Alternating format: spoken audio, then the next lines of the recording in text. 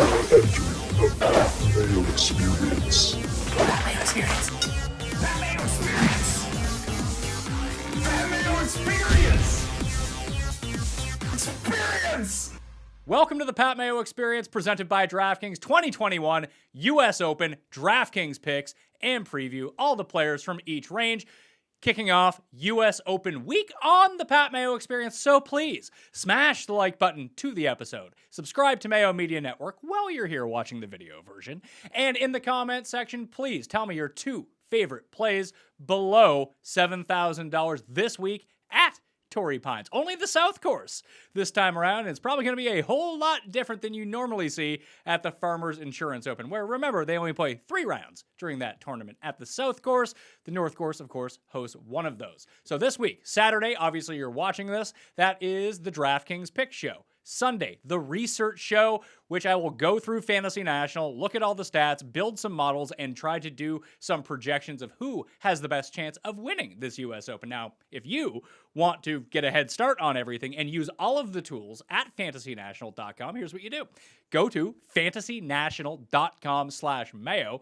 It gives you 20% off. That way you'll have the simulator, the lineup generator, the custom model, the ownership projections, everything you make, the head-to-head simulator if you only want to make head-to-head wagers, plus all the live stats we'll have running through everything, fantasynational.com/Mayo. So that's on Sunday. Monday, Feinberg and I making our bets for the week. Tuesday, Rick Gambon and I are going to actually go player by player for like the first 75 players in the field to say whether we're in or we're out on that player. Then Wednesday, the live chat, noon Eastern time on Mayo Media Network, and everything will be available up on the Mayo or the Pat Mayo Experience audio podcast feed as well. You want to play in the Listeners League link? Well, you better get in quickly. I limited it to 5,000 spots. They were like, Pat, you should make it 7,000 spots. I was like, no, this is a major. It's an invitational tournament from me to you, although it is open to anyone to play. But you can find the link in the description of this show right now. 3 max entry, $15 to play. No rake, thus making it the best tournament on DraftKings. Much higher likelihood you do well in this tournament than you do in the Millionaire Maker this week, although there's plenty of $1 million prizes on DraftKings. And if you do want to get into some of those tournaments, I'm giving away cash too. Come Wednesday, if you follow me at the PME on Twitter, I should have around anywhere between $300 and $600 to give away in terms of free Millionaire Maker tickets. But in the meantime, there are 2 ways that you can just win cash from Pat Mayo into your, well, I guess PayPal account, because, I don't have Venmo because I'm not in the United States. So PayPal it is. What we're looking for here is 2 ways to do it. You can find this in the description. 1, the Pat Mayo Experience audio podcast. Subscribe to that, but leave the 5-star review on Apple Podcasts. Something nice about the show. Even if you've already done it, this moves you back to the top of the queue to make sure that I see it. So leave your Twitter handle or email address as a way that I can reach out to you. So 5 stars, something nice, Twitter handle, email address after you subscribe to the audio podcast. Might as well download it if you have the ability to do that too. And then there is a separate feed called Daily Fantasy Sports Picks and Bets The Mix. Currently running all of our shorter form content. The European slant on the US Open is going to be up there. Everyday Euro picks, everyday Wimbledon picks coming up, plus esports, UFC, all short form content up on that feed as well. I have $100 to give away on that one. So if you're going to leave the review on the Pat Mayo Experience one, please go to Daily Fantasy Sports Picks and Bets The Mix. The link is in the description right now as well. Click on that. Again, 5-star review, something you enjoy, even if you don't listen, just enjoy it, and subscribe to it along with the Twitter handle and email address. So I think in total I'll be giving away like $1,000. So please help out the show by doing this, and maybe you can get some cash in your pocket as well. That was a long preamble. Ben Rasa from awesomeo.com is on the line right now. This is new. We broke you and Rick up into 2 separate shows, and it still goes just as long. I don't know how that happens. Yeah, it is. That is a mystery that I don't know. But you know what? It's major season. That's all right. We got a lot to talk about with this US Open field. Well, let's start with the field at large and the course. This is going to play as a par 71. We're used to seeing this as a par 72, and they can push it right to the tips if they want to, but it's going to be like 7,700 yards. They'll screw around with the tee boxes day to day, but it's going to be incredibly long. And if you just go back and look at the past winners of the US Open, I mean, Spieth at Chambers Bay, sure, Dustin did come second that year, but then you have Dustin, you have Brooks, you have Woodland, you have Bryson. These are all guys that fucking crush it off the tee. Like, when I go through the research and the modeling on that show on Sunday, I'm just going to weight driving distance very, very heavily. That's not to say that, like, Luke List is going to win this week, but the good players who hit it longer are at such an advantage at US Opens. And it's not because the holes are long and they have this extra distance, oh yeah, they're just going to be hitting wedges in. No, it's not like that. It's the fairways are so hard to hit in these USGA setups, and we saw Bryson and Wolf both exploit this last year, is that they just bombed it as far as they could, and their shots from the rough were actually able to get on the green, unlike everyone else's. So I think that's the approach that a lot of guys are going to take. I'm not really weighting the Farmers Insurance Open at all into the mix this week for me, Ben. That's always the weird, sometimes with this, when you get a course that we've seen, this happened a little with Quail Hollow. It's tough to know what exactly we're going to do. Like Wingfoot was a different animal, of course, but we see Torrey South every year. And I do think I'm most likely going to throw it out a little bit just because this is the US Open. They can set it up completely differently. And you're right. When the rough is this punishing, it's not to say everyone's going to be in it, but you certainly want to be closer to the hole, because if you don't drive it far and you're in the rough, then you absolutely have no shot on most of these holes to get up and down. I did just sort of, people do want to know, Torrey Pine South, I'm just pulling this from fantasynational.com/mail for that 20% off, by the way. Just past 4 years at Torrey Pine South. If you're looking for the 10 best players in this field, tee to green at Torrey Pine South. So it throws out the North Course dating back to 2018. Rory Finau, Rose Scott, Tom Hoagie in 8 rounds somehow, Patrick Reed, John Rahm, Bubba Watson, Max Homa, and Francesco Molinari would be your top 10. A lot of long hitters and then a lot of like short game specialists. Yeah, so that's the other way. I mean, Reed is going to be a guy that's going to be very interesting because he's won at Farmers and he just doesn't do it like these other guys. The other way to get around this is to just be immaculate, to be able to, lay up out of the rough and then you still get up and down. You can save a lot of strokes like that. Molinari does it just by hitting a premium on fairways. So there's a couple different wrinkles, but overall, I still think that you want to be pretty aggressive off the tee, not in a stupid way, but you need some distance. Yeah, like you don't need to be rostering Derek Ernst, A, because he's not in the field, but B, because he's not going to be finding any fairways. Plus, he's not any good after that. Just having driving distance isn't going to do it for you. You do need to have the rest of the game. But Derek Ernst. And you remember Derek Ernst? He won at Quail Hollow one year. I can't say. I was going more like Andrew Lupe is the guy I always use in that example. Remember him? Yeah, Andrew Riviere Dalou. I cashed a first round leader on him, and it was the year after Derek Ernst at Quail Hollow. Just reminder, when you get to Quail Hollow next year, bombers take a lot of bombers. They can do well there. There you go. Yeah. So again, in this field, I don't know about complaining before the show, but man, when you get to the bottom, like you could have told me that guy was in the field and I would have believed you, because there's 60 guys that I'm not stunned or in, but man, the qualifiers really threw some interesting names into this field. Yeah, unlike the PGA Championship, where you feel like you could have got respectable value once you got rid of all the pros, and then you kind of go up a little bit to that like 63, 64, 65. Like Adam Hadwin was $6,300 at the PGA Championship. Not great by any means. I don't even know if he made the cut. Maybe he did. But you didn't feel horrible putting him into your lineup. You go down there right now at $6,300. Like, I don't know who Charles Osborne is. So that's tough for me. Yeah, Charles Osborne, probably not going to be able. Yeah, there are some. I mean, we could do a whole show on that. Just a lot of guys that I don't know who they are, and that makes it difficult. And that's going to be, impactful when we talk about lineup construction. I know we're just coming off the Memorial pretty recently, and that was the situation when you had, Stanley and Knox at 6,100, and you could build so aggressive. I don't think the US Open is even going to remotely resemble that type of roster construction. No, about as far down as you want to go, unless you're in love with Hot Faya Dylon Maya, who is 6,200, I think. Like, then you're looking at like Bob Shelton, who did play well at Torrey, but we don't care about that. Like Sam Ryder is $6,400. Like, you're really scraping, and this is a field of 156 players, and it's only the top 60 in ties making the cut at the US Open. I think that people always forget that, because you said that you always do really poorly at the US Open. I feel like I always do really poorly at the US Open. I think everyone just does kind of poorly at the US Open, because the 6 of 6 percentage is going to be somewhere around 2%. Yeah, there's been years, the Aaron Hills year was legitimately 6 of 6. I remember being in a couple tournaments, large fields, and there was like a dozen 6 of 6s. And that can happen here. So it is kind of a different type of build. It's not to say, I mean, you're always trying to get 6-6 through, but this, going low, it's hard to imagine many of these guys find the weekend. All right, well, let's go to the top then. I'm going to be focusing on driving distance, long proximity, like all sorts of approach. But Ben kind of laid it out. I want these long approaches from beyond 200 yards to be very good.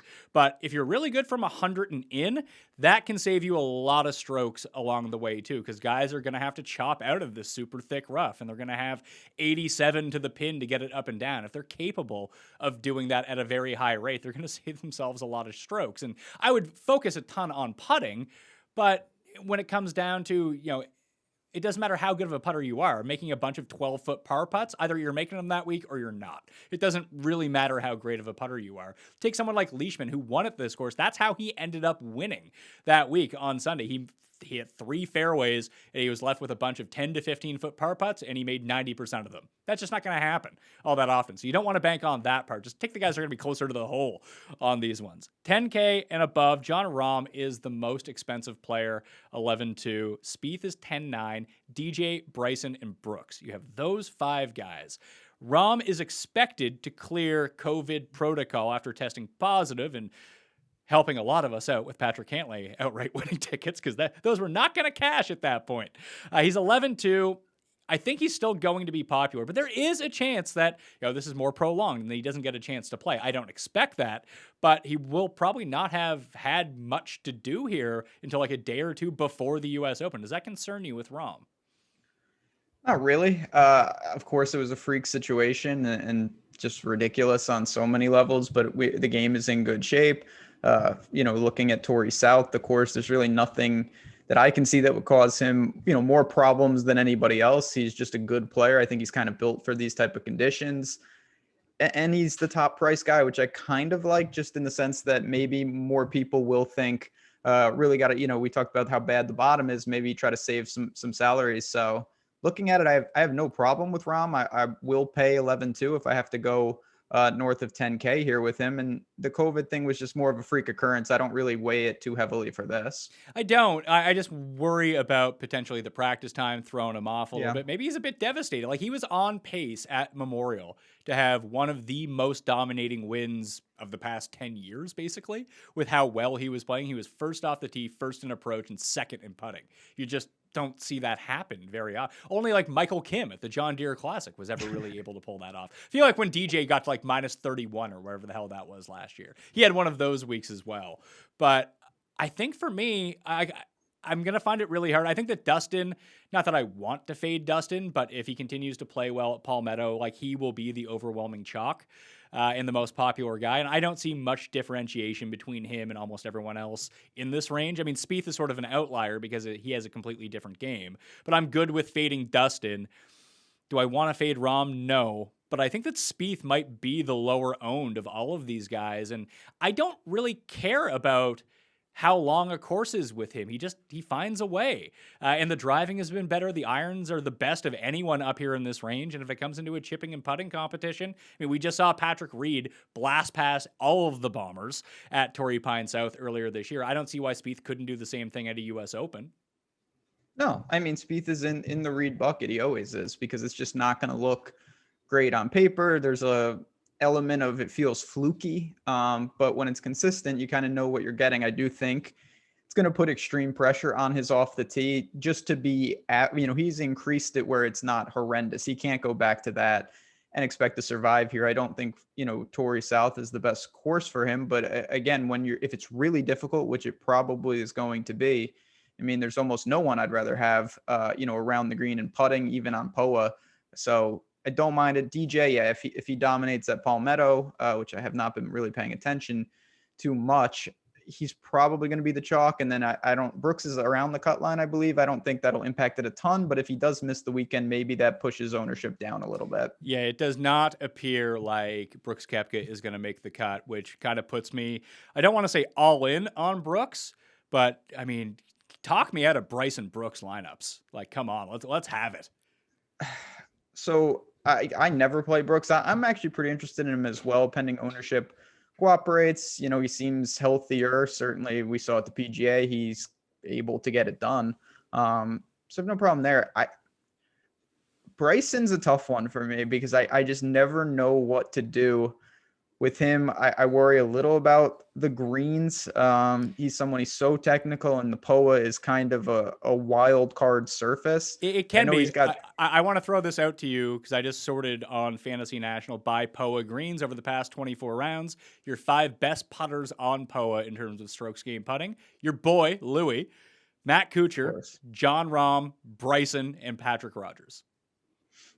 Oh, Patrick Rogers. That's good. Great elite company for Bryson. So maybe that won't affect him, because that's the thing. And we talk about this pretty often. Of course, we know about Bryson's driving, but when he's at his best, it's his putting that really carries him as well. It's a driver putting combo. And that's the element he's going to need to bring with him here if he's going to be effective.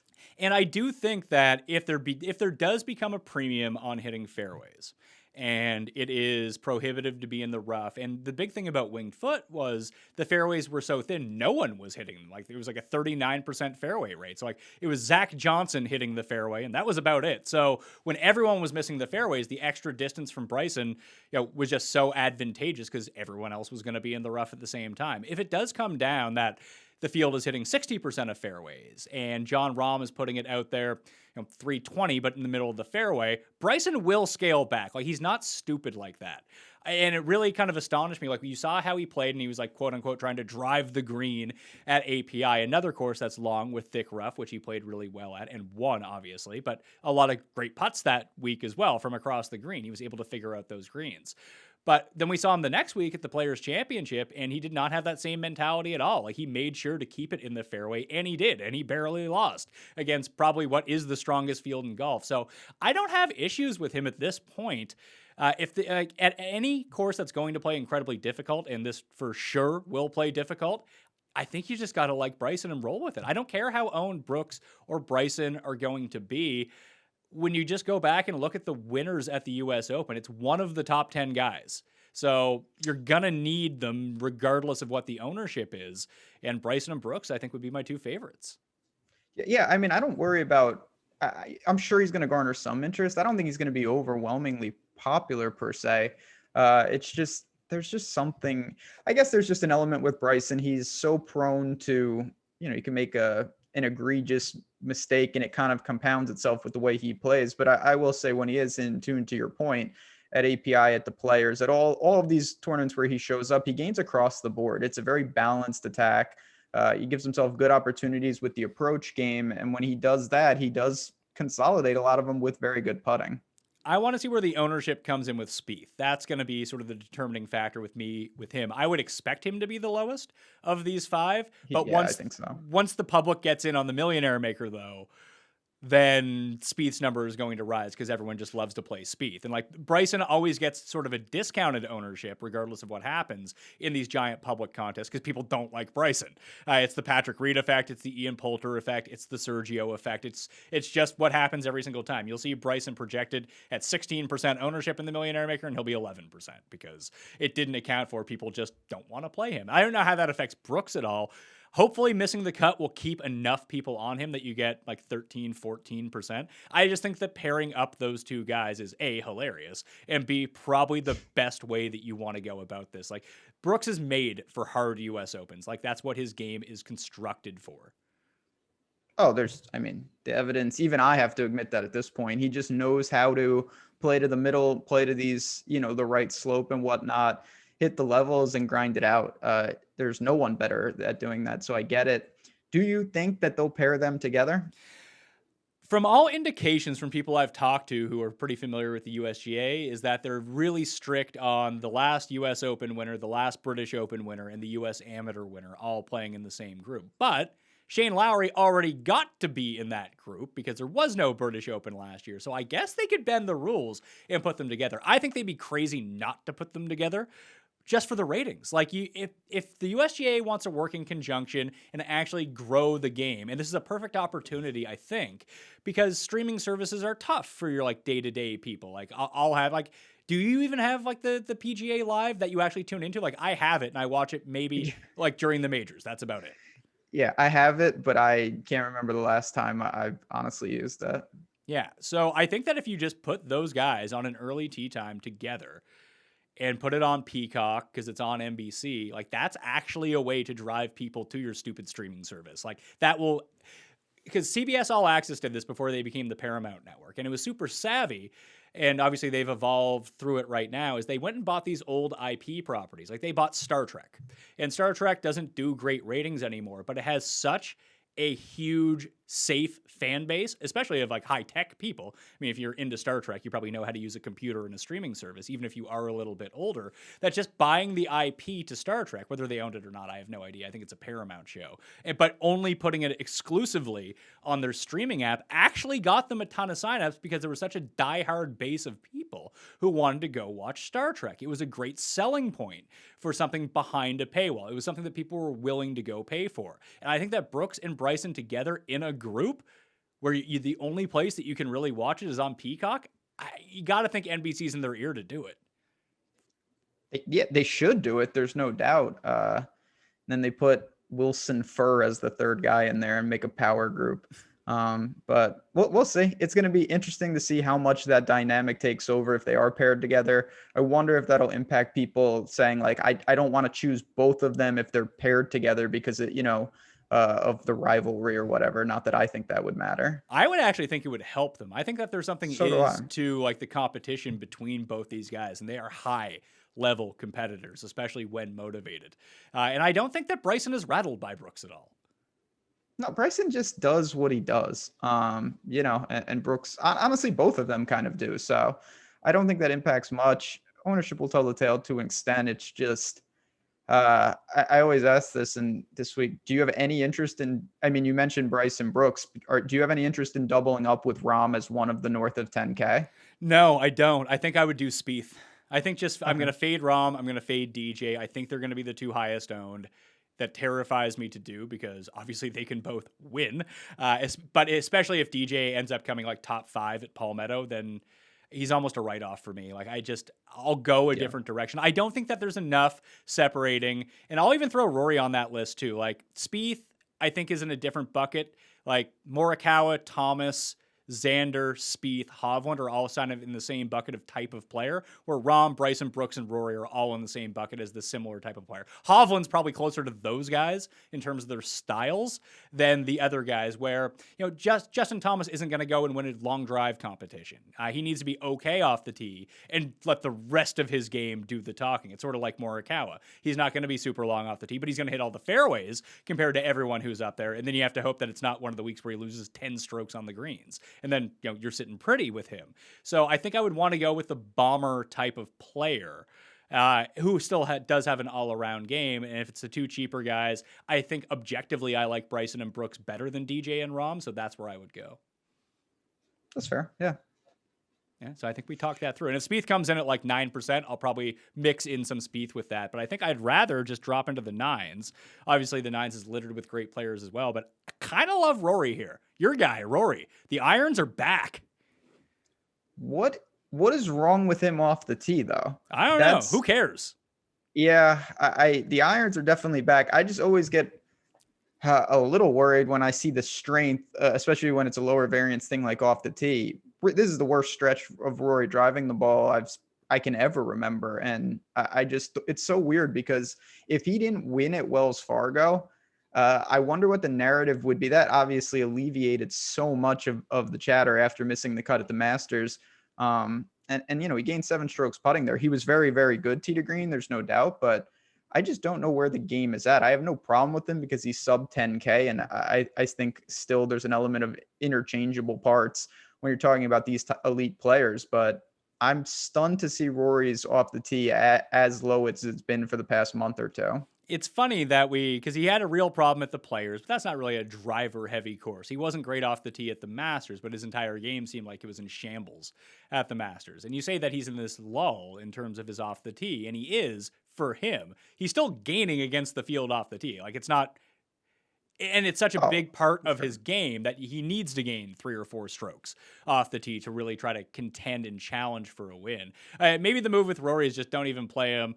Bet against whatever 3-ball that he's in on day 1, then play him in showdown the rest of the 3 days. Because he'll shoot like 76 in round 1. Then he'll be like 67 somehow, and then like 70 and come in 8th.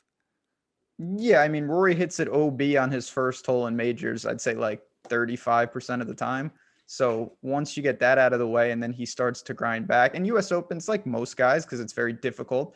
He's had his string of troubles there. He's missed a string of miscuts at one point, and then he's been all right. But I'm kind of indifferent to the play. I want to see where ownership comes. I worry a little bit that the strength of his game, it's kind of like Spieth putting or Reed chipping and whatnot. If they don't do that, they're not, Rory's not going to beat everybody. He's not going to win an iron competition against Morikawa and JT and those guys too often. He's not, but he's averaging almost 4.8 strokes gained on approach over his last 3 events. Like even at Memorial, like he was bad around the greens, which is something that you don't see often from Rory. He's actually quite good from green side, but the putting has been around 2 of the past 3 weeks, like +7, +3, -3.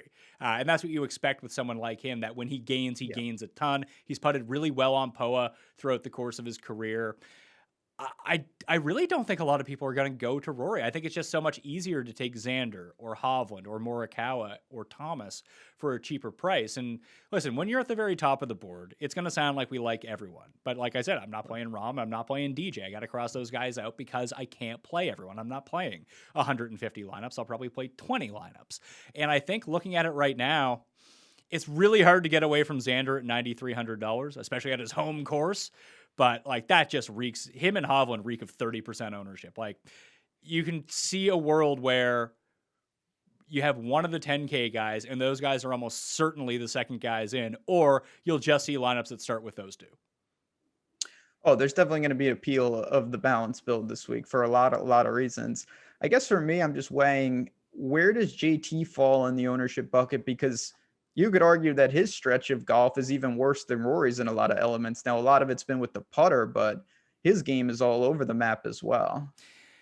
I'm not super interested in Justin Thomas. I mean, those are famous last words when it comes down to it. But I kind of look at his US Open appearances. He's been good, but not great. And the years that he was really good, like even last year at the US Open, like he did it all with chipping and putting. Like he was horrible off the tee. He was okay on approaches, but it was all chipping and putting. And even the years that he came 8th, missed the cut, 25th. 9th, that was at Aaron Hills. 32nd, missed the cut. I just don't know if his game is US Open game. And that's not to say that he can't win, because obviously when his approaches are on, he and Morikawa, like you mentioned, are the 2 best iron players in the world.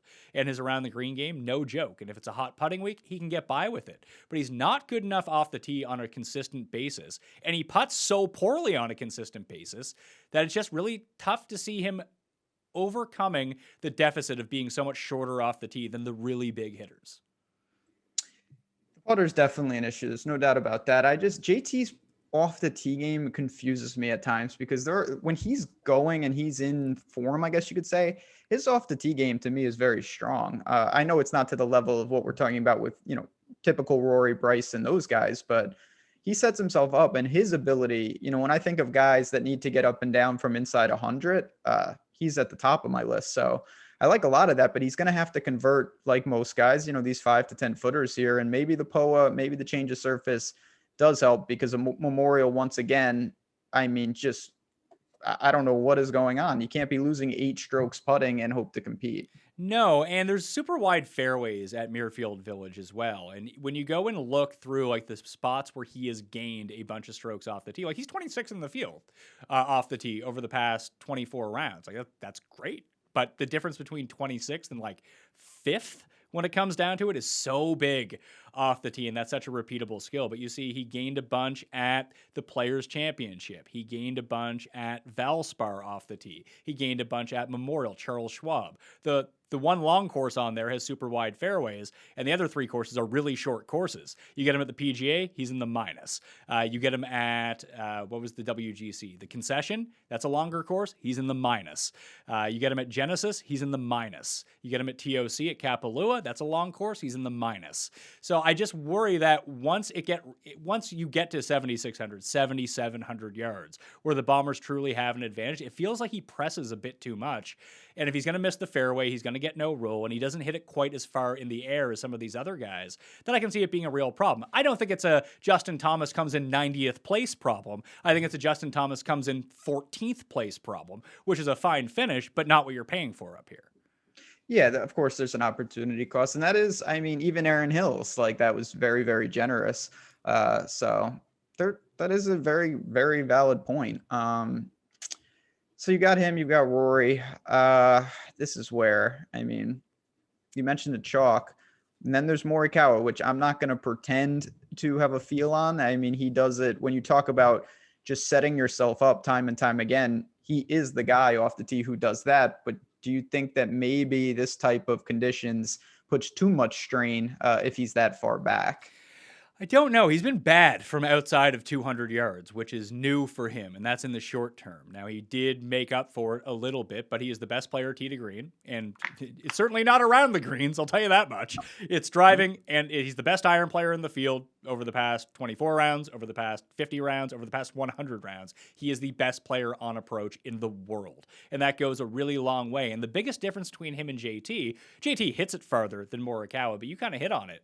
He hits fairways. He's the only one of these guys that's inside the top 10 in terms of driving accuracy in this field. And that will go a long way. Like, it feels he's not, but like JT, he can put himself out of a tournament. So the way that I can kind of see it is that he could have sort of like a mini, I mean, Jim Furyk has won a US Open. He competed at Olympic Club as well on super tight fairways. If he can keep up his accuracy, I see no reason why he can't win this week. And I think that I would take him over Xander, over Cantlay, and over Hovland, solely based on the fact that I think that he has a better chance of winning than those guys. Those guys might be a better top 10 bet than Morikawa, because Morikawa's path to implosion is, like, his variance is just so much higher because he's such a bad putter, and those other guys aren't. Well, I mean, you could say that with Vic, but his ball striking is so good. But I think if you're just looking for how you win at a US Open, even on a longer course, the path for Morikawa, fairways, the best irons, make some putts. Like, that's there for him to take. There's definitely a path, but yeah, I mean, I'm completely in line with what you just said. He is even more than JT, even with those struggles. There is a chance in 36 holes that Morikawa makes nothing and he just misses the cut, because when you putt that bad, sometimes there's just nothing you can do. So that's an element that you're just going to have to deal with. Certainly, I think Xander is much, much safer. Hovland, all those guys, because their games are more balanced. Morikawa is the best in the world at something, and then one of the worst in the world, certainly the worst amongst these elite players at another skill set. So just a different type of build with him. And then you've got, this is where we enter the chalk, as you mentioned, Xander, Hovland, Cantlay, and then Reed is the last guy in the range. I think Reed will go underwhelmed. I could see people starting their teams Xander, Hovland, Cantlay. Those three guys, that gives you $7,500 left for your next three guys. I would imagine there's a lot of teams that are going to start that way this week. None of mine, but yeah, I have no problem with those guys. I just don't love that the three-man combo right there. And they're all, listen, there's what's there to say. Cantlay just won. Hovland's Hovland. Xander has never finished worse than 6th at a US Open? Yeah, I mean, he just, even at Aaron Hills, him and Trey Mullinax season. And Xander's found it a little bit. He had a lull there, rebounded nicely at Memorial. He's struggled at times, but it just shows that, like anything, your course history means nothing until you figure it out. Like Xander, all those missed cuts, and then he was runner-up at Farmers this year. It's not like that's a bad course for him. He's going to be just fine at Torrey for a long, long time. Patrick Reed is the one that interests me the most, obviously, of these guys, because if we're talking about someone who can go out and win, I mean, he's the reason that you won 6 figures at the Masters. When he won, he can win. He's already won at this course. It's just his path is so much harder, and unlike Spieth, the big difference between them at the moment, it's funny because Spieth is now better than Patrick Reed again after 3 years of Patrick Reed being better than Jordan Spieth. It's kind of strange, is that Spieth's irons are just so good every single week now, and you just don't know what Patrick Reed is going to show up. But if it's a week where he does decide to show up, he's going to be in the top 5.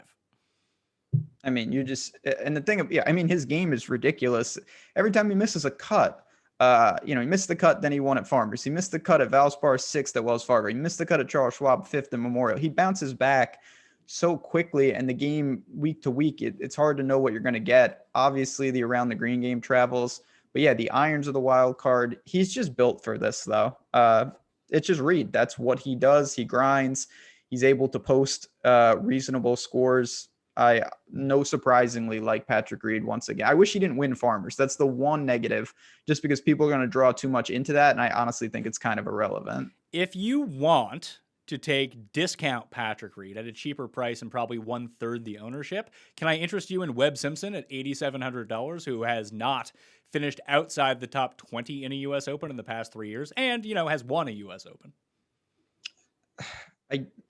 I mean, the problem with Webb, I worry a little. He teeters on his off the tee has got to be at least averagely bad, kind of like Spieth to me. I worry a little that he could get gobbled up, but if he survives, sure. I mean, Webb is certainly, the interest has waned. I don't think it's the best course, of course, but if it was, he'd be a lot more popular. It's a weird range as we look here. Finau stands out, but I think he's probably going to stand out for most of the field. Oh, for sure. So let's just circle back to the 9Ks for a second. I just want to throw in the Webb thing because I do like Webb a lot this week at $8,700. Like I said, he's a discount Reed, I think, in terms of everything across the board, except he's a superior iron player and he's a better. Patrick Reed is a great putter. Webb Simpson is a more consistent putter week to week, which is always nice to see. And for whatever reason, there are certain guys that have kind of solved the USGA layout. Like for whatever reason, Zach Johnson makes the cut every single year at the US Open. I don't know how he does it.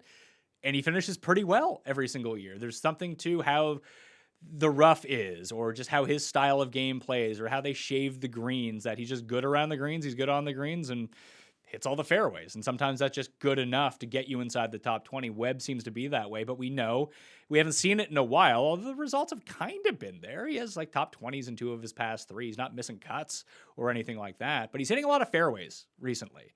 And if he can continue to do that, I trust his long irons and short game enough that I think that he can get it going just a little bit. And when we talk about guys inside 100 yards, he's one of the best from inside of that range. That's sort of like the Cantlay Reed thing, though, is that they're really good at scrambling, like legitimate scrambling. I'm not talking about scrambling like, oh, he missed the green by a foot, you need to scramble. I'm talking about you hit it into the woods, you need to chip it out back onto the fairway and get it up and down from 97 yards. Cantlay and Reed are like the best at that. And that's huge. That to me is like, it's hard to quantify that, but for US Opens, those where you're hitting for birdie from 90 yards away, getting up and down, Reed has the ability to, first of all, A, make par a lot, and B, he never, I shouldn't say never, but rarely does he make double. He hits it, he has a chance at par, and then he taps in for bogey if need be. And that's a huge, huge skill set at a place like this. So in the 9s, Rory, Morikawa, Hovland or Reed for me, I think. But Rory and Morikawa for sure. And maybe fade everyone else and just live with the results. Live or die by the 9Ks. I'm kind of with you. I like JT more than you for sure. I'm going to go to him. Going to go to Xander and probably Reed. Indifferent on Rory. If I can get over, great. If not, maybe I come in slightly under. Looking at the very early ownership projections, and 5 days out, it's not going to be super accurate, but Thomas is the lowest projected owned in this area right now. I doubt that's going to end up sticking. Yeah, I would say doubtful as well, but maybe people are sick and tired of rostering him and just watching him implode on the greens week after week. Do you have a feel for Cantlay at all? Not in terms of how he's going to play, but in terms of how people perceive him. I know he's coming off the win, but it feels like a disingenuous. It felt like he did everything to lose that event, and he still won. Yeah, I mean, that was just stupid. Now I'll take the win. Know. I'll take the money I got from the win, but No, I didn't get any money. I needed Rom more than them, but I don't know what to make of it. I mean, he was so bad for that stretch, and then he found form, and he's been absolutely killing it tee to green in the last 2, the PGA and the Memorial. So I think people will look to him, but it's also a product of, I mean, there's going to be ownership to go around, but Xander's going to be popular. Hovland is going to be popular. Finau is going to be there's not that much room. I think Cantlay will be owned, but I can't see him massing like crazy chalk, to be honest.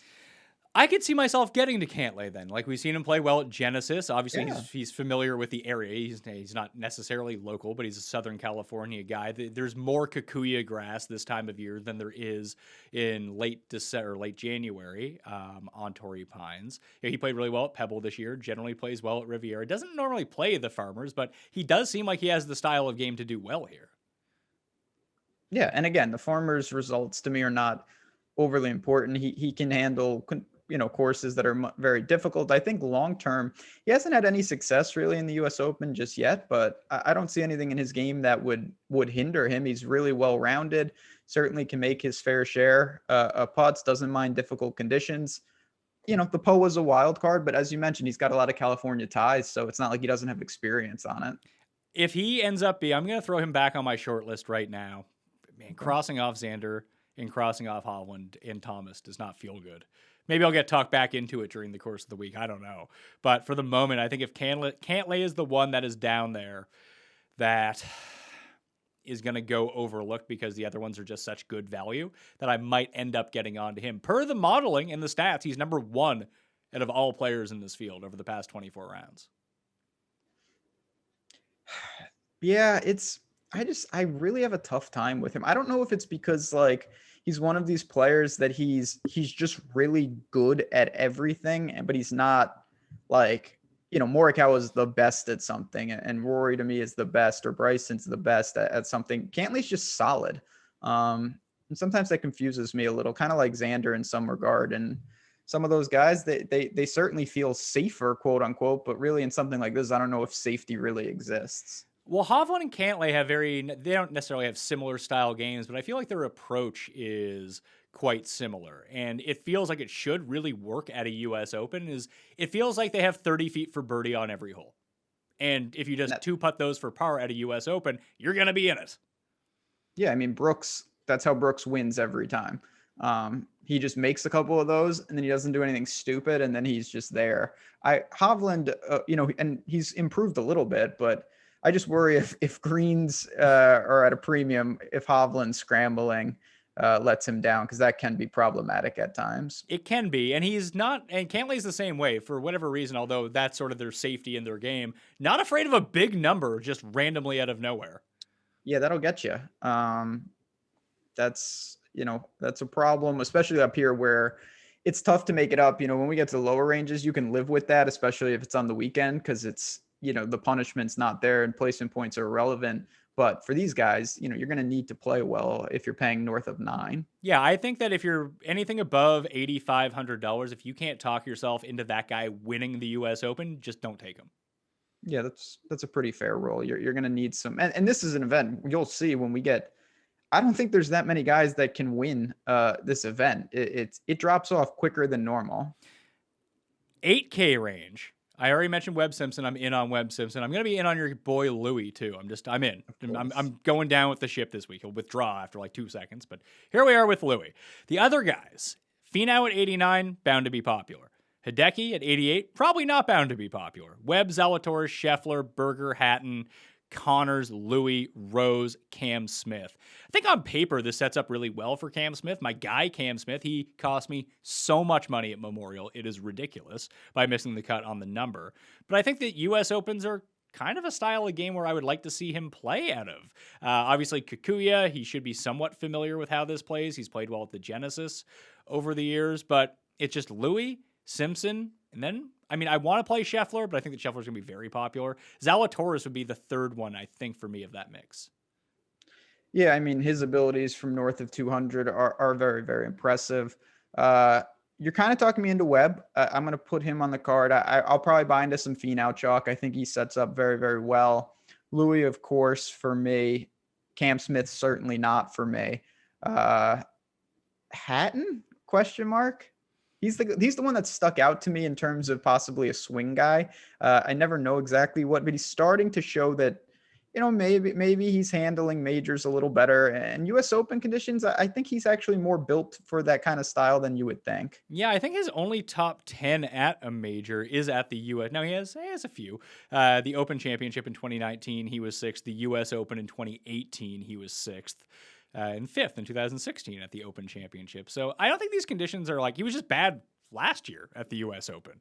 Before that, 21st, 6th, miscut. So of his 4 appearances, he has 2 really good finishes and 2 really bad finishes. He had taken time off after the PGA Championship, but he's acquitting himself pretty well at Palmetto. He had a rougher round 1, a better round 2. The ball striking has been on point for him. It's weirdly been the putting that has been the issue, and that's not something that you normally put on Tyrrell Hatton. You just always assume he's going to play well. I think my biggest issue with him at US Opens is sort of like the Rahm thing, is like they get so upset during the rounds that it might cost him a stroke or 2, and that's enough at this sort of event to help you miss the cut or something.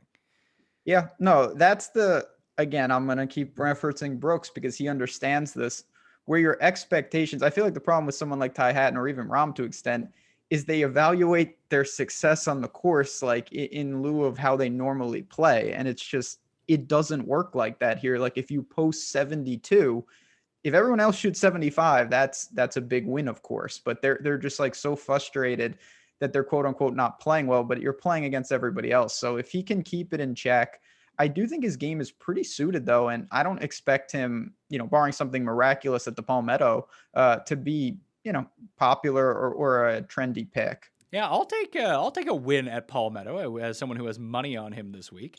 The driving was bad at the PGA Championship, but that was just a weird course. I mean, Phil led in driving. He's not a great driver of the ball by and large, so it can flip sometimes week to week. The irons have been really good. They continue to be really good. The around the green game is back after massive struggles to begin the year. Maybe you're onto something with Hatton. Webb and Hatton in Louis. There we go. That is a lineup, not the play the good plays lineup, but a lineup nonetheless. Hatton and maybe I'm on him on Palmetto, so I shouldn't hate that. That's about the only good thing. I'm not going to go into my Palmetto. There were issues this week, let me tell you. Rafa Cabrera Bello really ended my chances at I bet him money. To win. That just sums it up of where. Okay, well, that's great minds, Ben. Really bad, man. I really liked RCB too. I thought he was primed. He was not primed. And then there's Rose only shows up in majors. So there's that. I would almost say Hideki at the same time too. Like Hideki lost 10 strokes putting at Memorial. Yeah, that's something. Hideki's a really good around the green player, good long iron player, of course, playing the form outside of the mega win hasn't been great, but I don't mind Hideki. I just think that I'm going to need to take savings at some point. And to me, like $700 to Louis, $500 to Hatton. We haven't got to him, but $900 to Casey. I would rather do that if I have to. I think I'm with you, but I think that's how a lot of this is going to go, because where I mentioned that chalk, I'm going to throw Finau into that at the same time.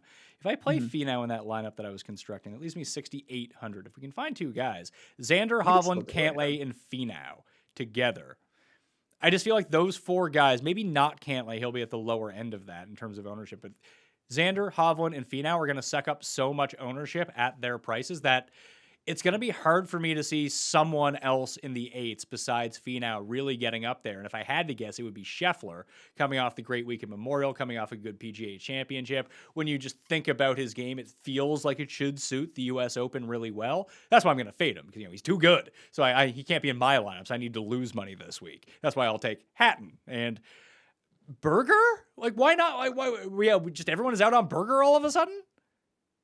It's funny. I have him. I clicked into him just as you were saying that, and I don't know. The thing about Berger, one is I tend to think of him at like where he does well, which is not exactly Farmers-esque. I worry about him a little off the tee, but he's someone he does gain off the tee. He's just not going to do it with extreme distance. He's just kind of blah across the board. I think you could do worse than Berger, I'll be honest, but probably going to get squeezed, and I'll just go to Hatton more often. Since people miss so many putts at the US Open anyway, does that help or hurt Corey Connors? Well, it helps him in the sense that he gets hole-in-one so frequently that he won't have to putt. But I know what you're saying.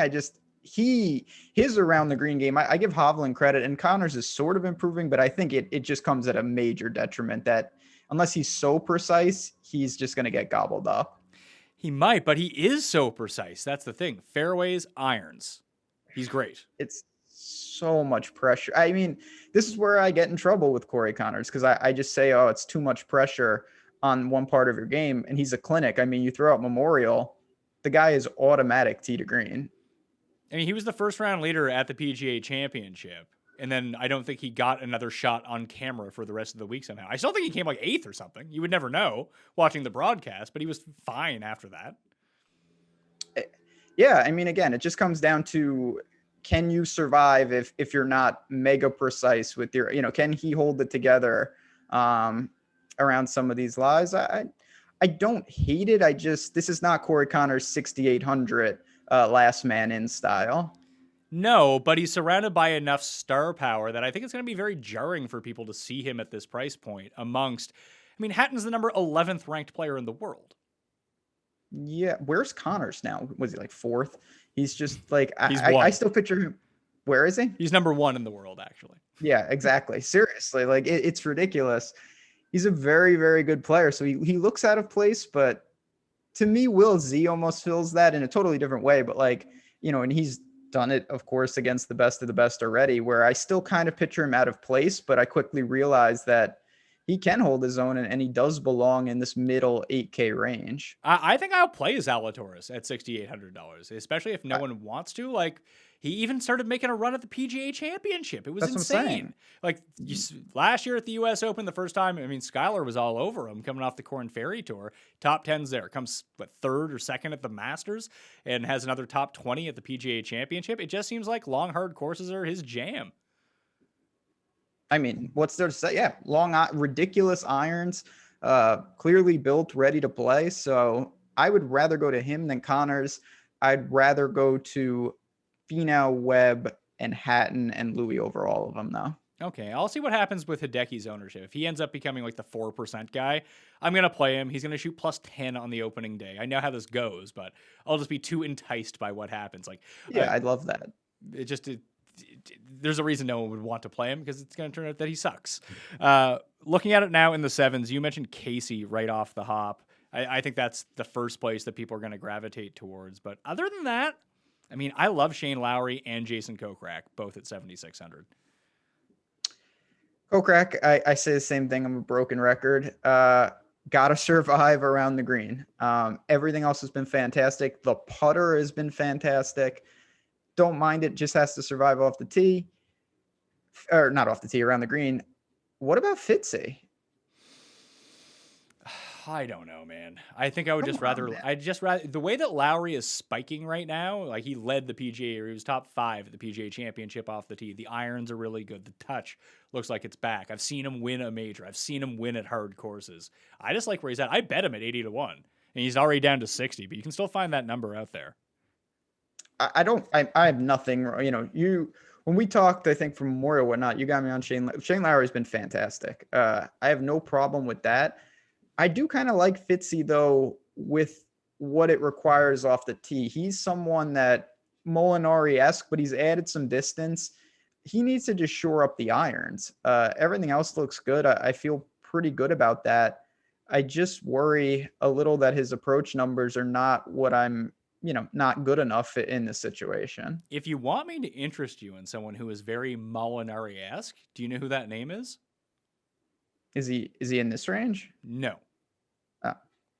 Wilson Furr. His name is Molinari, Eduardo. I saw Eduardo is maybe Francesco's going to caddy for him. That would be nice. Francesco's in this field, isn't he? Oh. He won the British Open like 2 years ago. He has to be in this field. I don't know what goes. I don't look at the players that are irrelevant. But I've been betting Eddie Molinari on the European Tour. He's been really good tee to green. Shockingly enough, can't make a 4-foot putt. Runs in the family, I guess. Yeah, there is a formula there, and then another guy, I don't know what he's doing at Palmetto because I haven't been paying attention this morning. What about old Tommy Fleetwood, 7,800? The irons and driving were pretty good for him round 1 at Palmetto, but it seems like he can string together one of those rounds every week, and then the next round, it's not good news. It always felt like US Opens were set up perfectly for him, but It just He was seems another it just Shinnecock, right? it seems too expensive for how he's been playing, honestly. He should be like 72 compared to these names next to him. I know Sam Burns feels out of place. I actually think that Sam Burns might be a really good play this week. So this is where you're talking about, I think tournament selection comes into play. I like Fleetwood and Burns to an extent if you're trying to win $1 million on not a lot of money, because their miscut equity is really high. I think it's probably too high for the range, but the upside, the spike for both of them, if Burns avoids never having to scramble, he'll be just fine. And Fleetwood's the type of guy, showdown style. It feels like at least once a week, he's really helping you, and then he's just non-competitive in another round. So I have some interest in these guys, even if I think Fitzy and Casey are by far the safer plays.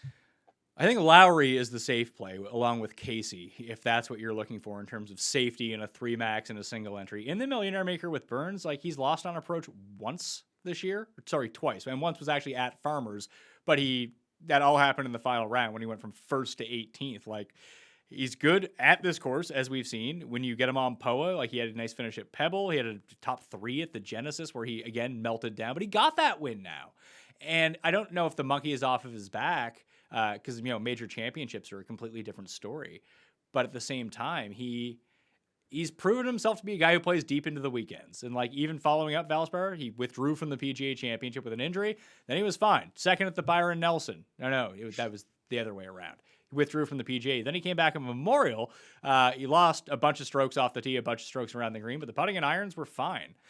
I don't know if I'm going to get to him, but I think he's super interesting, and he seems so out of place that I can't imagine a ton of people going to him. But Kokrak and Lowry are just the two I'm locking in. Like, those two guys have been playing so well that I'm in.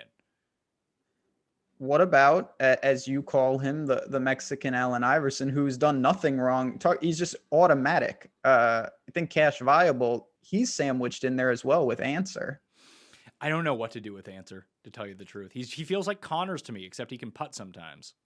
That guy he's like an actually good Vince Whaley who just comes in the top 20 every tournament, it seems. So you could see, I wouldn't be surprised to see people go that route as well. You mentioned the Xander, Hovland, Cantlay combos. I could see people going like Casey, Answer, Fitzy combos as well in this high 7s. I think you're really overrating how many people want to play Matthew Fitzpatrick.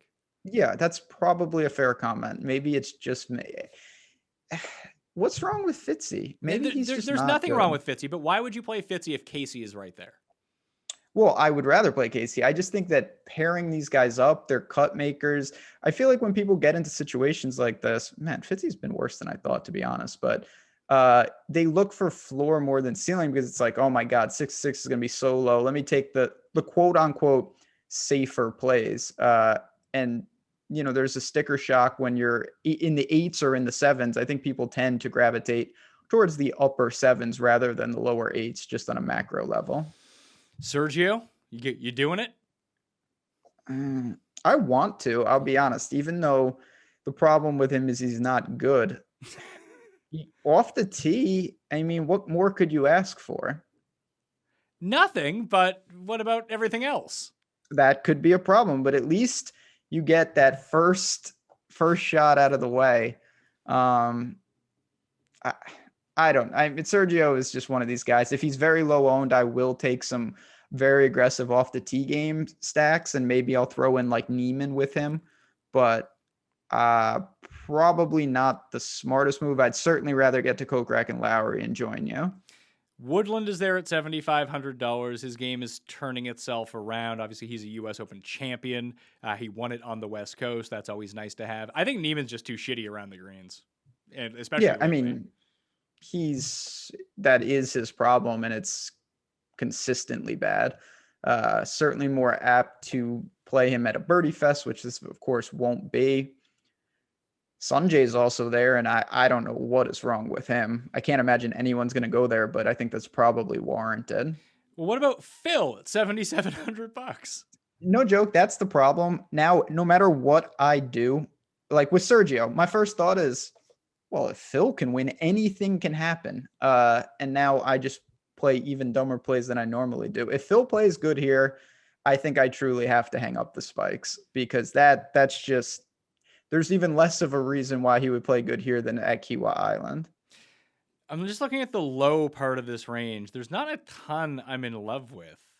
Spoiler alert on who is Andercursed. Stuart Sink is Andercursed, by the way. Well, that's good. I wasn't going to play him, so get him out. And who was I told cannot win this week? Just let me check on this. Xander was one of the guys who has no chance of winning, according to Tim. So good news for Xander, but he tends to say that about Xander every time. Something he's actually right about.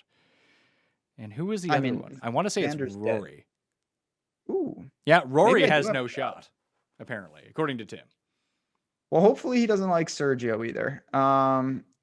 But I don't know if he can overpower those forces. What about Homa? I already have the star next to him. I like Homa a lot here. Yeah, Quail Hollow can handle this type of conditions. California guy, reasonable tag, not going to be a name that people gravitate towards. The missed cuts are bad, but when he makes a cut, placement points viable. I think it's a pretty solid play for that price tag. Ryan Palmer's been bad, but I'm going to play him anyway. I have a bet on him to win at 250-1 that I made in December. So he might actually be going back down to that point, but it's just a spot where he plays well. He's missed one cut all year. Like it's pretty good. Yeah, he's been good. And that miscut was, it was in a major, but I can live with that. The game is just solid. I don't love that he's going to be dealing with certainly very difficult conditions in POA, but again, we're starting to get to what can you give me? You just need to make it to an extent. Is Wolf in the field? I was going to ask you the same thing. I do not believe he is in the field. I believe that he is going to withdraw. Okay. But you have Higo's down here. Higo actually good, by the way. I said a lot of dumb things about Higo at the Palmetto. Oh, really? I played a lot of Higo at Palmetto. No, you don't understand. My lineups, like, Seamus was like my third best player in most lineups. It was really bad. Didn't play him. Didn't play Valko, Niemeyer, whoever that guy was, 400-yard drive guy. Yeah, the South Africans. You got three of them in a row. You got Bez, Grace, and Higo. I think I like Higo. I mean, I know he's fantastic. I'm talking about Bez now. He can't survive off the tee here, right? There's no way. He's one of the shortest hitters in the field. Although, the Todd father can kind of do it from time to time. He's essentially just Brendan Todd. Like, why not? And he defies it. I mean, he's been very impressive at courses I didn't love. His short game is unbelievable. I just can't get over how bad the off the tee game is. Certainly Grace historically with US Opens fits the mold a little bit. So I think you're getting into a range where there are some flyers here. Can you go to Chuck Hoffman? This isn't his type of event? No, I don't think so. I picture him more, trying to hit the sixth birdie streak of the week to get to -30 to force a playoff. Now, he hasn't played in the US Open since 2018, but his past results, 20th, 8th, 37th, his past 3 US Open starts. Am I missing? I think of Hoffman as just a guy who's just like all systems go at like John Deere. Maybe that's off base. Maybe his game just gets tailored to it. He's playing so well, by the numbers, and obviously there's no context to the strength of fields that these guys are playing in. But in terms of the power rankings, by the numbers, he's number 8 of all players. He's just someone though. He seems to excel more on a technical coastal, the Valspars, the heritage style. I don't know if he's built for this, and his around the green game once again is absolutely horrendous. Yeah, it's not great. But again, you're not going to find great players like that down in this range. They're going to be bad at something, but Hoffman's a great ball striker. He really is. I mean, this is where, again, I always say this. I think theme comes in. Like, you've got Brian Harmon down here. You've got different types. Yeah, exactly. You have different types of builds that you can go to, whether you lean off the tee, whether you lean short game. Like, Streelman is here. Logically, I think this would be terrible for him, but he shows up randomly and he gains off the tee automatically. It's just not in the most ideal way. Is Carlos Ortiz going to be super popular? Because I really want to play Carlos Ortiz. Carlos Ortiz. Super popular? I mean, I would say no, even though he's playing pretty well. And his irons, I mean, They're great. They're the best or the worst. He's dangerously insane. he's coming yeah, like or he's becoming like Si Woo, who I can see myself playing as well. Because it's me. is Russell Henley in that bucket? Because he's another crazy pop iron player. No, he's not for me. I'd have more interest in someone like not even to tell you the truth. I almost talked myself into it. I couldn't get there with him. I do like Kevin Na, just playing with the Masters or something. Like Harris English, Billy Horschel, Mark Leishman. I don't have a ton of interest in that mid part. I do like Si Woo's upside, but it's me. Homa, Wallace, Ortiz, and kind of Palmer because I was already kind of in on him. But those three that I just listed off, I really do like. Homa for me, maybe some Grace Wallace. I'm with you. I got to look more into Ortiz. I don't like anyone at flat set. Champ is a no. Matt Jones is probably a no. Kevin Na's a no. Bobby Mack is a no. Schwartzel's here, but your boy Schwartzel. Maybe I'll play Higo. Maybe I'll continue to buy into it that he's actually good. I mean, there's a chance with guys like that. There's a chance that he goes the most, inefficient price in the field. Like he might be not US Open viable, or he could be like Corey Connors good and he's in the mid 8s next year. And that's how I feel about Wallace. I feel like Wallace is severely underpriced. That guy's a random. Yeah, but he does 3 out of 4 things really well every single week. And you just have to hope the one thing he's not clicking with that week isn't so bad that he misses the cut. I like I mean, it wasn't that long ago that like Wallace and Hatton were kind of like all those guys were interchangeable at one point, and now it's separated again, and it's justified when you bear out the stats. But 71, I feel more comfortable with him than most in this range. Let's do the 6s. It's really tough for me down here. I can't wait to hear this. I mean, my guy Guido's playing. Probably can't use Guido. I've never seen him play like a real event before, just in scrub Euro fields, but he plays very well in those. Other than that, the numbers. What about this Valco guy? He fucking crushes it. Super bomber. Wilco, a band I thought was Canadian last week, which it turns out they're not. Another South African man. Champ? Yeah. Champ, did you say? Yeah. Is this gonna be like is this like the 10th tournament? Like he has 9 awful ones in a row, and now he's good for one? I would rather just play. Johnny Vegas is also a super driver at this point. I'd probably rather just play him. I don't know if I'd rather play. This range is awful. My God. Well, I can assure you, after people used Rafa Cabrera Bello this week, that they will not be using him next week. And I think he's made 5 straight cuts at the US Open. It was really disappointing. Not that I had high expectations for myself at the Palmetto, but he was awful. He had shown form. Maybe I will just hold on and get him at 1%, because I wonder if people are going to chase EVR. That's another wrinkle that I'm interested in to see. Potentially. I'd even look at someone like Cameron Young down here. He just won on the Corn Ferry Tour. Like, he's a pretty legitimate player. You might get some like Will Z vibes from last year. I mean, he's got to be 1% owned, not even, I would assume. I would guess so. I mean, most people don't know who Cam Young is. They barely play Cam Smith, let alone Cam Young. Like Lantos down here. It feels like it should be a good layered course. Yeah, I mean, if you can gain like 11 strokes with the approach, this is just, there's some real, like, I looked at Byrne. He's another one. He can't survive off the tee, right? I don't think so. He's playing great right now, though.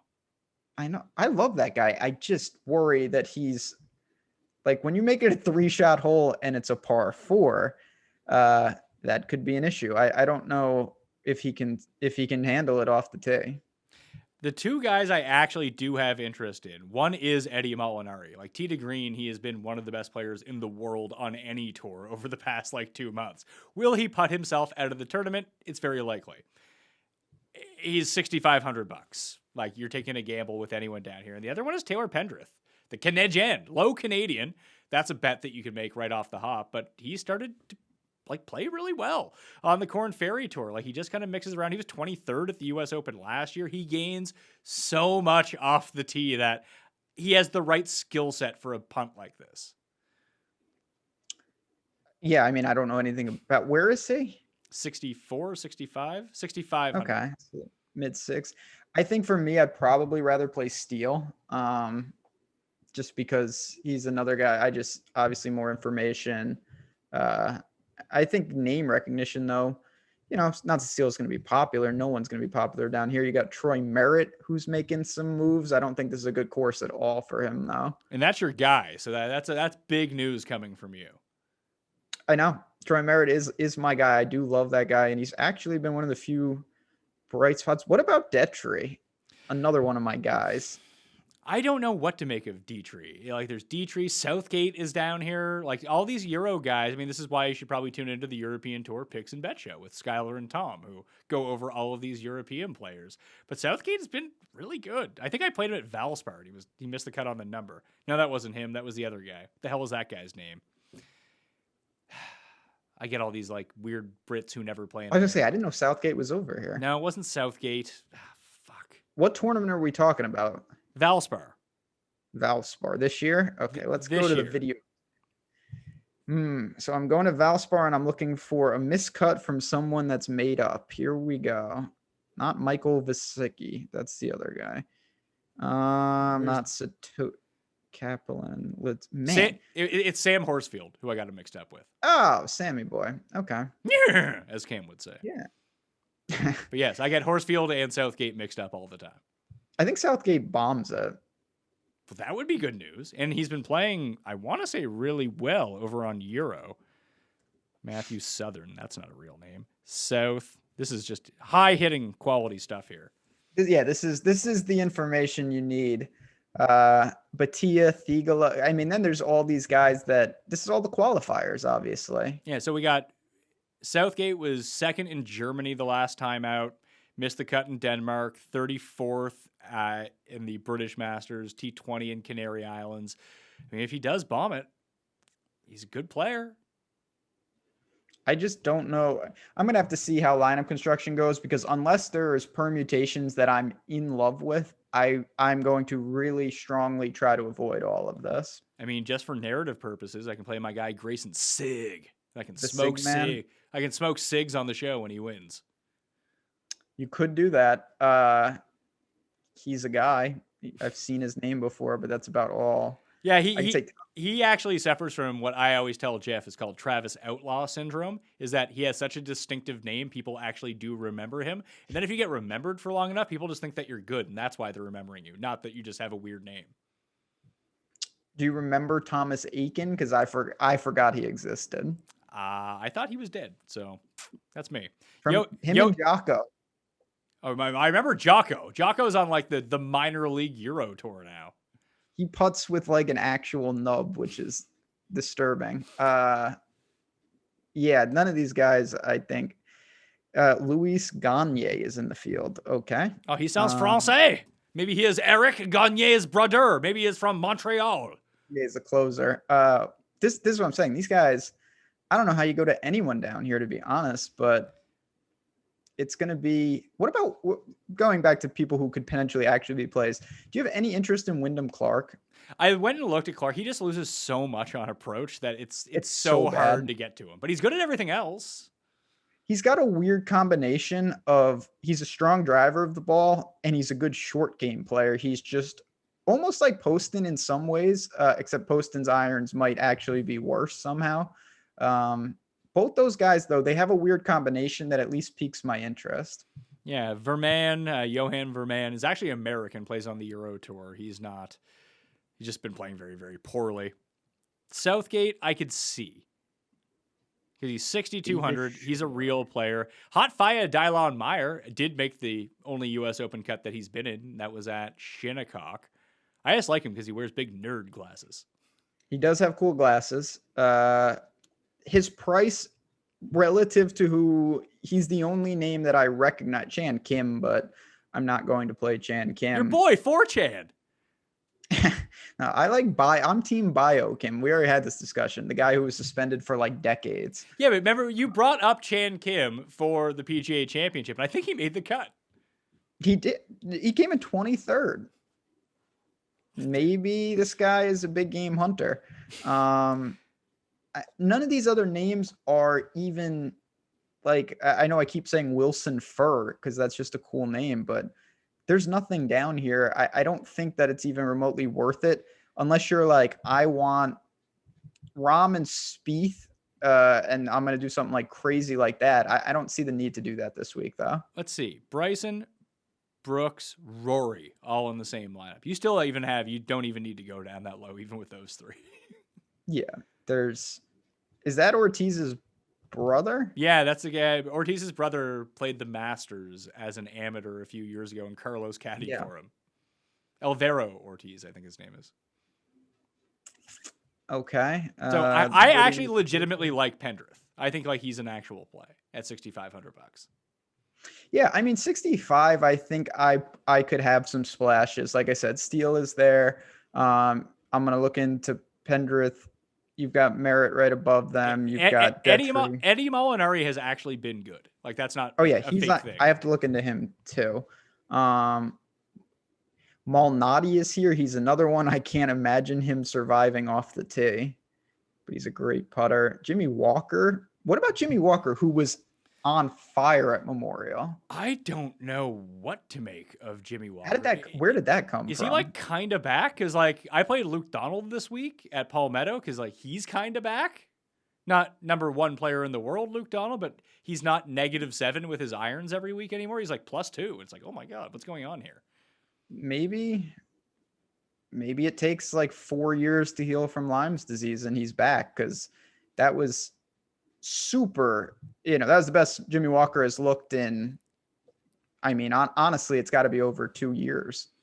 He's missed 3 cuts in a row, but like Fratelli has kind of that Wyndham Clark vibe. Great off the tee, great around the greens, and that's about it. I mean, Fratelli to me is truly a perpetual worthy of being in the pool, because he can spike randomly and it could be in any category. Like I originally thought he was a super strong driver of the ball. I've seen him gain like double digits with the irons.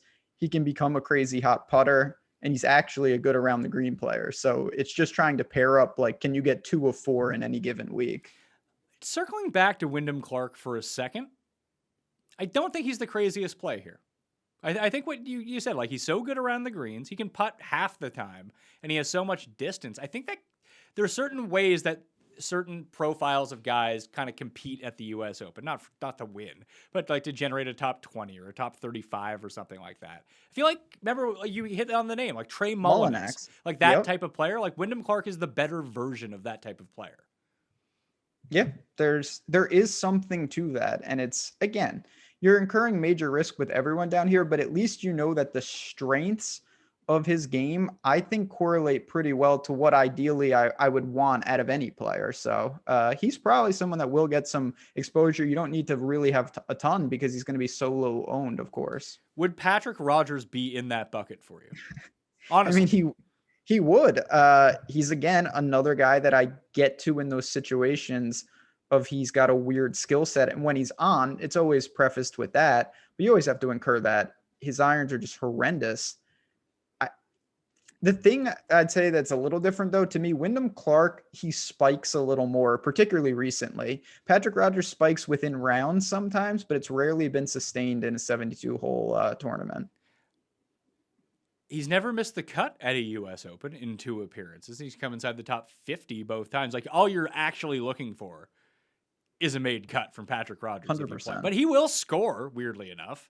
He'll shank his irons, and then he won't be able to get himself out of the shit from time to time too. But it's, maybe I'll try to sort this. And let's see, I did this for one of the things, and this will be more so in the, there it is, strokes gained past 24 rounds on difficult courses with long rough.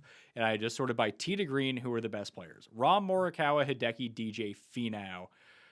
Who is like the best worst player? EVR is the best of the worst players. He is 15th on that list. And then when we keep scrolling down, Fratelli, Eddie Molinari, strangely enough, is on that list. Shez I think there's Reavie, something to this. Shez Reavie, Wiesberger is up there. Like, those are guys that play well at those courses. I don't know where Rogers. The point was to get to Rogers, but apparently he's not on that list. I just thought he would be. Yeah, but you know what? I think there is something kind of to that. EVR is just, I'll be honest, he's so frustrating because I've bought on him in so many situations, and the only thing I remember him doing was destroying a tee box. That's the only noteworthy thing he's done in months. So that was awesome. Remember how triggered that was cool. Remember how triggered Twitter was? People were very upset. I'm pro all that. Oh, I love it. I think it's the best. Burn it down. I don't care what you do. Go straight arson. Like I have not seen golf Twitter as triggered. Is Golf Digest just released this new Voices in Golf inside the magazine, and they put out the names that were in it. And I was actually one of the people in it, thanks to the support of people like you out there and great guests like Ben and Feinberg and Rick. So it's just really the Pat Mayo Experience family that gets the spot. But like, no laying up wasn't a part of it because they're already a voice of golf, I think, would be the reason that they weren't included. But like, people were mad that they weren't in it. It's like, I think you forget how big the no laying up guys are. Like, people take them seriously. They're real voices and real influencers. They're not up and comers. Certainly not. Yeah, no, they can influence things, but we'll see what EVR can do. It's no coincidence that most of these crazy guys, they're all South African. They got crazy golfers over there, starting with Louis. It's very, very tough to break down all these guys. A lot of risk, but potentially some reward. They are familiar with Kikuyu because that's what they play out of. Like, you always try to see that, like, random dudes pop at Genesis, like the first time that you see them over. Like, Charles was always good during his prime over there. You've seen Louis pop from time to time. That maybe there's something to that. I mean, I do think there's kind of something to it. I don't know exactly what it is, but a lot of those guys, it's more about the standard deviation is pretty large. The median outcome is not good, but you can get some serious upside with guys like, I mean, we've seen it with EVR. It's just few and far between. So the last thing I wanted to talk about was the 2008 US Open. And I thought this ended up being really instructive. At the PGA Championship, we didn't get to the right guys, obviously, because we didn't get to Phil. But when we looked at that leaderboard after Rory, it was a bunch of like veteran Euros and not even long hitters. And that's kind of what happened again. Like, Phil ended up winning, old dude. Lowry was up there. Paddy Harrington was up there. Harry Iggs, who Tim thought was European, which was hilarious. He thought his name was Harry Iggs, he was from Britain. I think he got him confused with Beef Johnson. Either way, it wasn't the same names, but it was the same type of players that ended up inside the top 10. Then you had Brooks essentially occupying the Rory role, except he came second and not first. So let's throw Tiger out. Tiger Woods, I mean, obviously he's not playing in this field. There's no Tiger-esque player in this field. Then you look at the rest of them. Rocco, Westwood, Robert Carlson, DJ Trahan.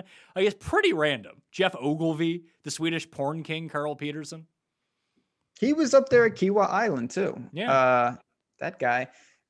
I do think, again, it's such a unique test of golf that I've said this for a while, that there's something to guys that maybe are a little more veteran knowing how to tone it down. And these guys come from the Corn Ferry Tour, or just they've been on the PGA Tour, and their mindset now is got to shoot 20 to 25 under to have a chance to win these tournaments.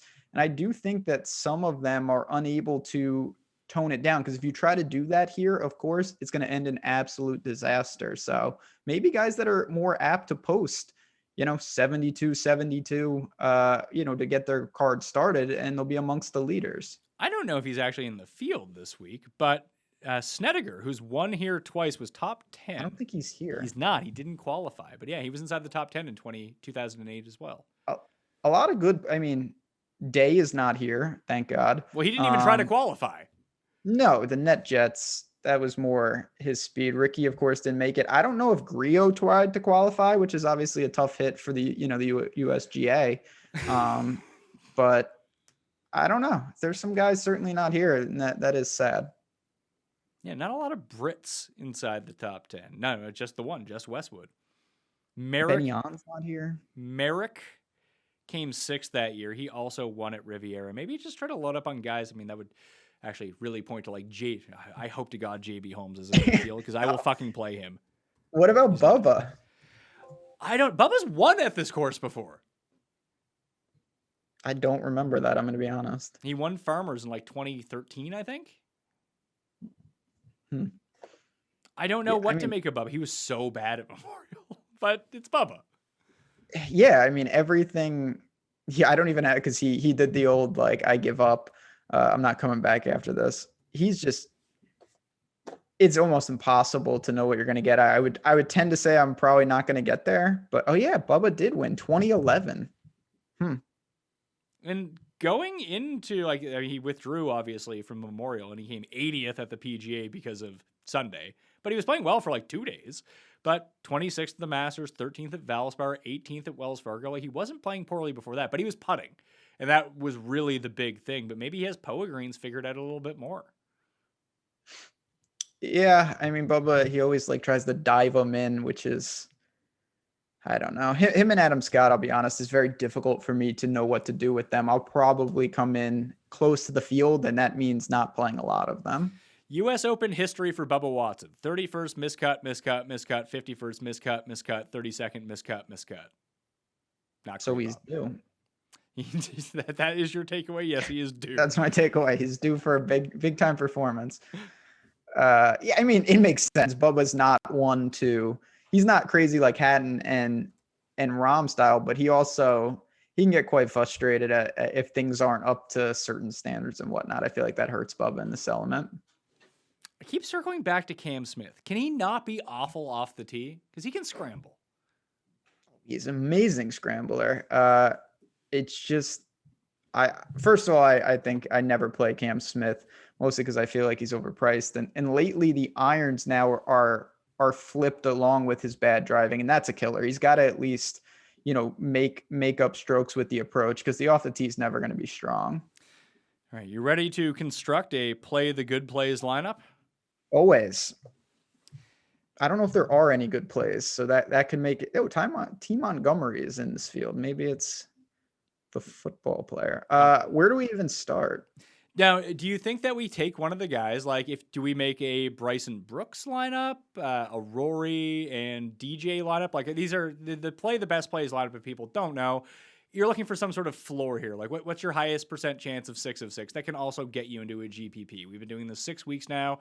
I don't know how it's going to turn out at Palmetto. I think it's a 5 of 6 because Rafa is in it, but 5 of 6 is probably going to make the money at Palmetto for sure because there's a lot of 3 of 6 lineups out there. Very, very bad week for people getting 6 of 6 through, and that's going to be the same thing this week. That you're going to have to get lucky at both the top and bottom end, but if you get 5 of 6, you're probably going to be pretty good. So like, I wasn't lying. Like Xander, Hovland, Finau as the start. You still have $7,500 left per player. Good. This is good. I got it on my screen. I just have 5,900 left. Well, that's not it. Would you try to throw Rahm in there too? I didn't do it correctly. Xander, Hovland, Finau, Casey. All right, let's throw Casey in. I feel like Casey is always in this lineup. Yeah, because he's for as knowing as he is, and I'll never understand how at one point in a tournament he cleared a lateral water hazard the wrong way and then he went back in the water, which nothing will ever top that. He does make a lot of cuts and he's just built for these type of conditions. So that leaves us with 7,350. So does that mean we go to Ortiz or Wallace at 7,000 or 71? You got them. You've got Homa potentially. Yeah, but with Homa, then we're still stuck at 73. Yeah, that's... What about... I think I got it. Lowry Wallace? Oh, does that work? Yeah. Lowry? It's actually a really good lineup. I like this lineup a lot. Yeah, that even uses all the $50,000 of the salary cap on DraftKings. That lineup's not bad. Like, I even think that you could get rid, if you wanted to play Homa instead of Wallace, you could get rid of Casey and use Kokrak. That's fair. No problem with that. Little 2v2. No joke, I'm going to take this lineup and make, rolling 2v2s against it because I love the setup of this six-man lineup. Can you tell people what rolling 2v2s are in case they do not know? Sure. So you have a lineup like this, and this is a great lineup. The problem is it zeroes out, and it's very, very popular. So what you do, you pull two guys out, and it's like, I'm not going to go into a tangent. There's like a game that you can do with words where it's like you replace one letter, and it's the same concept. So basically, I pull two guys out here, and I'll add in two replacements, and then I'll do the same thing. And slowly, you're maintaining the core, but you're just getting new variations of 2v2s, and slowly you start to wither away from the original 6. But if you hit it, you're gonna have a lot of different outs, and that's one of the things that can be really effective in large field tournaments.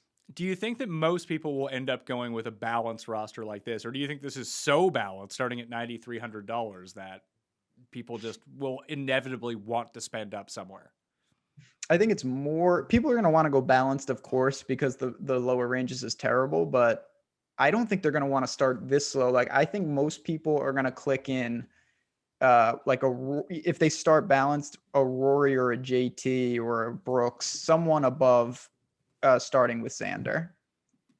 Yeah, I could even get rid of Casey in this lineup, like I said, and go to Kokrak or go to somewhere else. But yeah, the nuts and bolts of this, it's funny because besides Lowry and Wallace, I probably am not going to have any of these guys in like my actual lineups. I'll play this lineup, obviously, but because we gave it out on the show. But like Finau, Hovland, Xander is just kind of where I'm avoiding, despite the fact that I recognize that they are the good plays. I mean, there's nothing wrong with playing some really popular plays, but what you need to do is either leave salary or mix it up. And you got a full 156. You got plenty of opportunities to take some low-owned guys if you can find the right one. All right, that will do it on the Pat Mayo Experience. If you want to get in the draw for up to $1,000 worth of giveaways, just rewind to the beginning and hit the giveaway section. You can find out what that is. But please do rate, review, and subscribe to the Pat Mayo Experience audio podcast this week. It's major week. We have a ton of football coming out as soon as the tournament starts, plus the live chat. So it's a week where we can find ourselves vaulting up the old Apple chart, see if we can knock off the fantasy footballers and become the #1 fantasy and sports betting podcast in the United States. I was going to say in the world, but I don't talk enough about the Premier League in order to become #1 in Britain, so that's never going to happen. United States, Canada, and Portugal, for whatever reason, big fans of the Pat Mayo Experience. So with your guys' help, with the ratings and reviews, and I'll just put the quick link in the description. You can find it right away. Take you like 30 seconds. You can win. I mean, there's a $100 like cash prize giveaway, but there's a whole bunch of rolling giveaways. I'll try to reward like 20 people or so and give away those winners on Wednesday. FantasyNational.com/Mayo for 20% off. Listeners League link in the description. Benjamin, what do you have this week at Awesemo.com? Yeah, of course.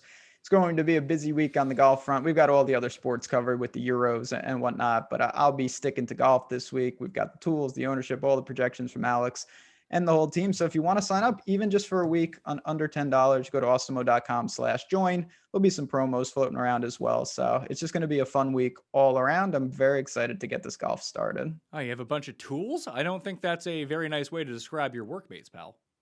Well, oh yeah, I see what you did there. But no, it's gonna be. I'm interested. You said you're not the #1 in the world. Are you not excited for the Euros to kick off in soccer today? I am. I did do a European Tour breakdown, and over on the Mix feed, and again, you can rate and review that one as well and sub to get into the draw for more Millionaire Maker tickets because they're I'm running dual contests on both sites. And you can help out Mayo Media Network by subscribing to both of those and the videos and all that stuff for more and more content.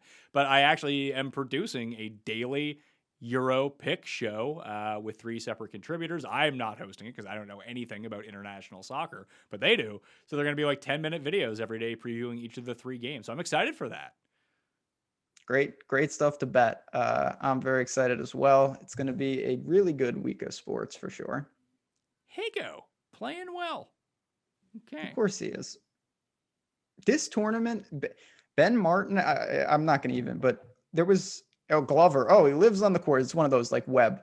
Born on the course, grew up on the course. Well, apparently not, because some of these players just not even remotely close to the cut line. No, my guy Bo Van Pelt playing pretty well though. He's going to end up making the cut. He was my $6,100 player of the week. I could have used that. I need Hank Lebioda to win the tournament. That's my out. Did he end up making? I played Lebioda too. I think he missed the cut. Oh, well, it'll be much tougher for him to win the tournament then. So he's on the cut line with 2 holes to go.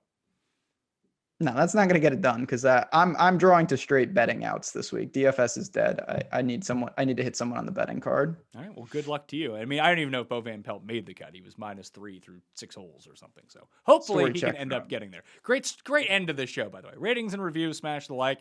Favorite sub 7K play in there. Pendrith for me is the guy I'm going to be playing, but that's me, low Canadian as well. Thank you all for watching. We'll have shows every single day for the US Open. Someone go win $1 million, all right? I'll see you next time. That Mayo experience. Experience.